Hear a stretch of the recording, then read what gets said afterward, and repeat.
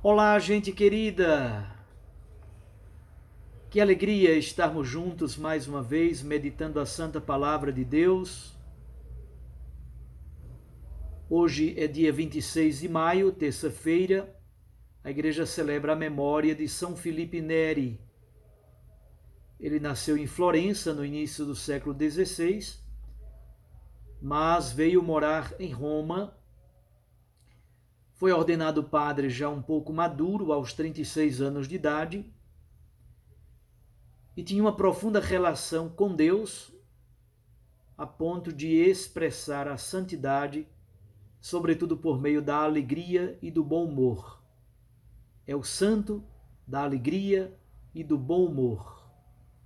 Vamos então pedir a Deus essa característica, expressar a nossa santidade por meio da alegria.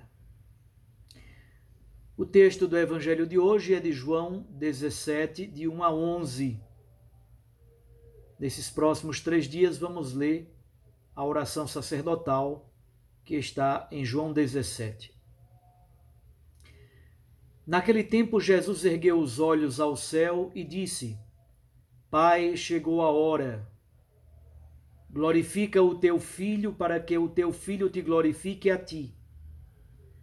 E porque lhe deste poder sobre todo homem, ele dê a vida eterna a todos aqueles que lhe confiaste. Ora, a vida eterna é esta: que eles te conheçam a ti, o único Deus verdadeiro, e aquele que tu enviaste, Jesus Cristo. Eu te glorifiquei na terra e levei a termo a obra que me deste para fazer. E agora, Pai, glorifica-me junto de ti, com a glória que eu tinha junto de ti antes que o mundo existisse. Manifestei o teu nome aos homens que tu me deste do meio do mundo. Eram teus, e tu os confiaste a mim, e eles guardaram a tua palavra. Agora eles sabem que tudo quanto me deste vem de ti, pois dei-lhes as palavras que tu me deste, e eles as acolheram, e reconheceram verdadeiramente que eu saí de ti, e acreditaram que tu me enviaste. Eu te rogo por eles. Não te rogo pelo mundo, mas por aqueles que me deste, porque são teus. Tudo que é meu é teu, e tudo que é teu é meu, e eu sou glorificado neles.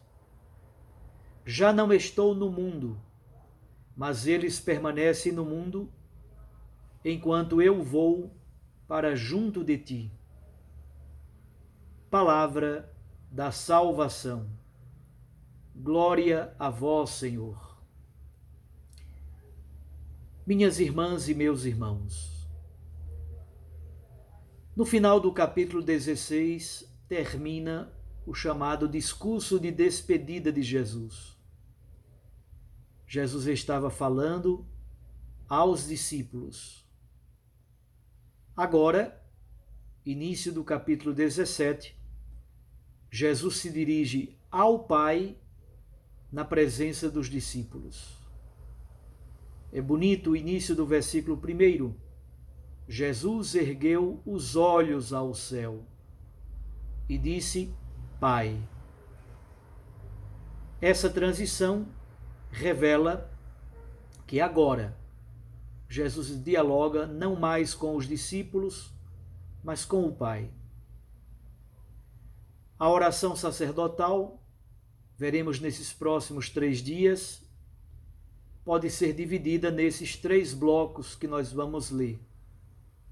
Versículos 1 a 11a, Jesus se coloca na presença do Pai com os discípulos e reflete sobre o tema da glória.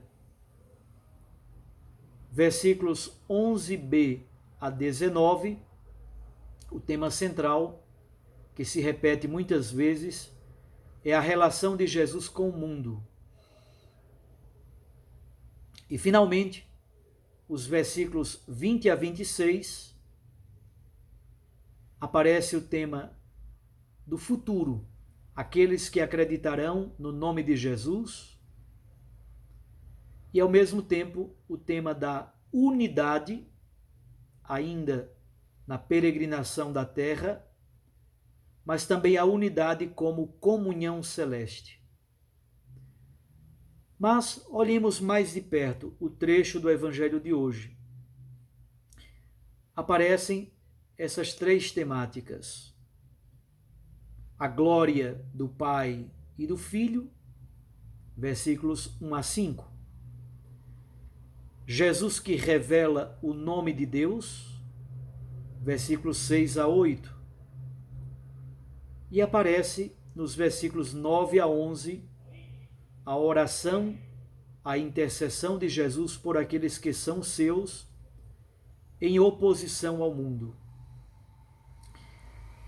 É como se, diante dos discípulos, Jesus prestasse contas da sua obra, do seu ministério ao Pai. A oração se dirige ao Pai como uma intercessão, mas ao mesmo tempo serve aos discípulos como uma exortação, para animá-los, para fortalecê-los na fé, sobretudo para fortalecê-los na unidade. Aparece então nestes primeiros 5 versículos o tema da glória divina, a glória do Pai, mas também a glória do Filho de Jesus Cristo. Glória é um dos conceitos fundamentais do Antigo Testamento. Basta que a gente lembre do profeta Ezequiel, quando a glória do Senhor Adonai sai do templo de Jerusalém e viaja para o Oriente, onde estão os exilados. A glória revela santidade, revela a beleza, o esplendor, a majestade, revela o poder de Deus. Mas o que significa glória e o verbo glorificar no Evangelho de João? Começa logo desde o princípio, no capítulo 1, no prólogo. O Filho unigênito recebe a mesma glória. Essa glória provém do Pai. A mesma glória do Pai está presente no Filho unigênito para além da criação.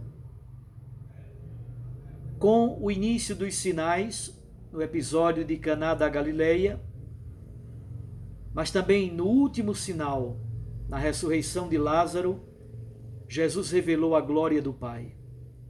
É bonito perceber que o primeiro sinal realizado naquele casamento em Caná da Galileia, ali se revela a glória do Pai. No último sinal, a ressurreição de Lázaro, ali se revela plenamente a glória de Deus. É por isso que Jesus diz a Marta e Maria: quem crer, ver, percebe, experimenta essa mesma glória que provém do alto. Por outro lado, no Evangelho de João, Jesus não aceita a glória dos homens, nem ele mesmo se glorifica a si mesmo. Exatamente porque o único que pode glorificá-lo é o Pai. E ele transmite aos seus discípulos a glória, esse mistério de santidade, de beleza, de esplendor, de poder, de majestade. Ele transmite esse mesmo esplendor da glória aos seus discípulos. E ele o faz em vista da unidade. É isso o que encontramos neste capítulo 17. O Pai glorifica o Filho e o Filho glorifica o Pai. Como? Vivendo o amor. cumprindo a obra do Pai até o fim, até a cruz, até a ressurreição. A glória do Filho é a expressão de sua vida doada em oblação. A glória de Jesus Cristo é o amor transbordante que se faz oblação e doação da vida. Mas nesse texto, os versículos 6 a 8, Jesus também diz que ele revelou o nome de Deus. Obviamente sabemos que na cultura hebraica, o nome não é simplesmente um nome. Deus é dito com um tetragrama sagrado, são 4 letras. Yod, He, Vav, He. Quando os hebreus encontram esse tetragrama na Sagrada Escritura, eles não o pronunciam. Dizem Adonai, que significa meu Senhor. Por que não se pronuncia o nome de Deus? Porque ele é o indizível. Exatamente porque o nome revela a identidade profunda de uma pessoa. Pronunciar o nome é de algum modo ter acesso pleno à expressão maior de sua identidade. Jesus revela o nome de Deus, significa Jesus revela a misericórdia do Pai. Ele é, como diz o Papa Francisco, vultus misericordiae. Ele é o rosto da misericórdia de Deus. Jesus Cristo, então, na sua vida, nas suas palavras, no seu ministério, na sua missão, revela a identidade profunda do Pai. E João chama isso com a palavra nome. Revelar o nome significa revelar a identidade, significa revelar a palavra que Deus pediu para que ele pronunciasse. Finalmente, o texto do Evangelho de hoje, versículos 9, 10 e 11, aparece o tema da oração de Jesus por aqueles que são seus. Cria-se uma relação profunda de Jesus com os discípulos. Não é à toa que essa oração é chamada oração da unidade. Primeiro, a unidade, o amor que une o Filho Jesus aos seus discípulos. Depois, a unidade, o amor que deve unir os próprios discípulos. E Jesus roga, Jesus pede, Jesus suplica, Jesus intercede por aqueles que são seus. Aparece mais uma vez o conflito, o confronto de Jesus com o mundo. Isso será visto de modo muito mais belo e profundo no trecho do Evangelho de amanhã. Há uma incompatibilidade fundamental entre Jesus e o mundo. É por isso que nessa hora extrema, Jesus roga, Jesus intercede, Jesus ora por aqueles que são seus, os seus discípulos e discípulas. Minhas irmãs e meus irmãos, Jesus nos revela a glória do Pai. Jesus nos revela o nome de Deus, a sua identidade profunda. Jesus ora, intercede por nós, por aqueles que são seus, e ao mesmo tempo revela a sua incompatibilidade profunda com o mundo, que é o mistério do ódio e do desamor. Oremos com Jesus, entrando no coração de Cristo para orar com Ele. Dirijamos também nós ao Pai, com o Filho, na força do Espírito. Dirijamos também a nossa súplica pela Igreja, pelos cristãos, pelas cristãs, por todas as igrejas cristãs que celebram também a Semana de Oração pela Unidade. Deus nos abençoe, nos guarde, nos proteja, porque queremos ser de Cristo e também nós queremos manifestar a glória de Cristo e o nome de Deus. aprendamos a orar, olhando o modo como Cristo ora. E eu os abençoo, em nome do Pai, e do Filho, e do Espírito Santo. Amém. Recorde sempre, a palavra faz o coração arder. E a Eucaristia nos lança para a missão. Mas só pode ser missionário quem aprende a orar como Jesus ora. Até amanhã, se Deus nos permitir.